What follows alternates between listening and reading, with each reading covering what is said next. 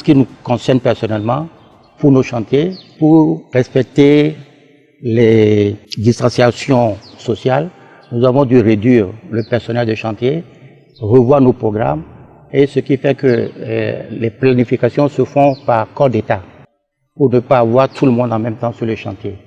Bon, ça prend un peu plus de temps, mais c'est pour un temps limité. Et voilà, c'est en ce sens que nous avons réorganisé les chantiers.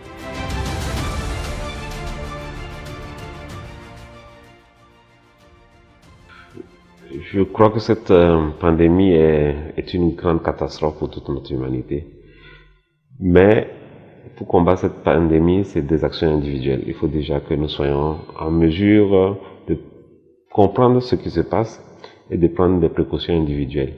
Alors sur nos chantiers et dans nos lieux de travail, nous faisons d'abord de la sensibilisation pour que les gens soient conscients que c'est une maladie qui existe réellement et qu'elle peut fragiliser notre humanité.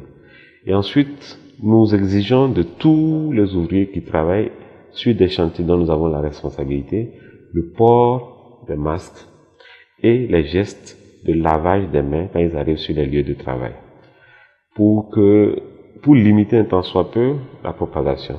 Il existe également aussi sur certains sites des dispositifs pour prendre la température des ouvriers qui arrivent et permettre de déceler très vite des cas. Mais le plus important pour nous reste la sensibilisation. Il faut que les gens soient sensibilisés, surtout que lorsque le cas est détecté très tôt et qu'on prend en charge le patient, il guérit.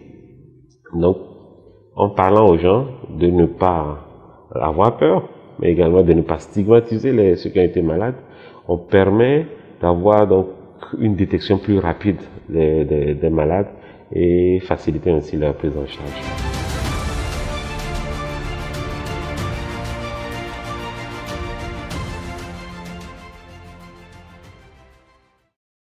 Alors, pour lutter contre la fameuse pandémie, nous réinventons pas la roue, nous faisons comme tout le monde, les gestes barrières. Il y a les gels pour pouvoir se nettoyer les mains. Ça, c'est ce qui... Et puis entre nous ici, entre personnel, il y a les masques que nous portons. Nous faisons des séances. Quand nous voulons faire des réunions, on essaie de respecter les distances qu'il faut. Ça, c'est ce qui se passe au bureau. Maintenant, pour les chantiers, nous essayons de mettre à disposition des ouvriers tout ce qui est le bol là, pour l'eau, pour laver les mains. Ensuite, nous leur distribuons des masques chaque week-end. Nous leur distribuons des masques sur nos chantiers. Ça, nous le faisons à titre humanitaire parce que sur les chantiers sur lesquels nous sommes, nous avons instruit les entreprises de gérer ces questions sur un compte pro rata. Donc les entreprises sont sensibilisées et cotisent entre elles pour pouvoir mettre à disposition des ouvriers tout ce qu'il faut pour lutter contre la pandémie. Mais nous essayons chaque week-end aussi de les soutenir en tant qu'architectes des projets sur lesquels ils sont, de leur offrir des masques et tout ce qui est gel. C'est essentiellement ce que nous faisons. Bon, au bureau aussi, j'ai oublié, on essaie de nettoyer un peu les poignées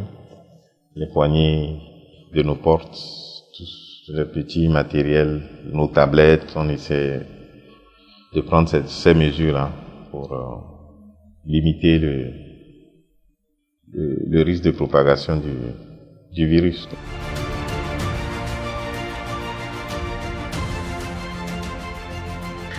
Que Dieu fasse que ce fléau parte très très vite, qu'il quitte le monde entier, qu'il soit enterré tout de suite. Et il y a des mouvements populaires, notamment une sorte de propagande publicitaire sur la gestion de cette pandémie. Et l'État du Togo a fait beaucoup de publicité et d'intervention pour amener la population à atteindre ce but zéro pandémie, enfin zéro cas de coronavirus chez nous, avec tout ce que ça suppose comme gestion financière et problèmes. Donc, nous avons adhéré, nous, à ce mouvement populaire initié par l'État, puisqu'il s'agit simplement des gestes simples qu'il faut suivre. Nous les maintenons aussi en suivant les informations que l'État donne pour essayer de faire en sorte que sur nos chantiers, les ouvriers se protègent par rapport à toutes les dispositions qui ont été définies, que vous connaissez déjà. La lutte contre le Covid-19 prendra du temps. Restons vigilants. Ceci est un message de l'ONAT, Ordre national des architectes du Togo.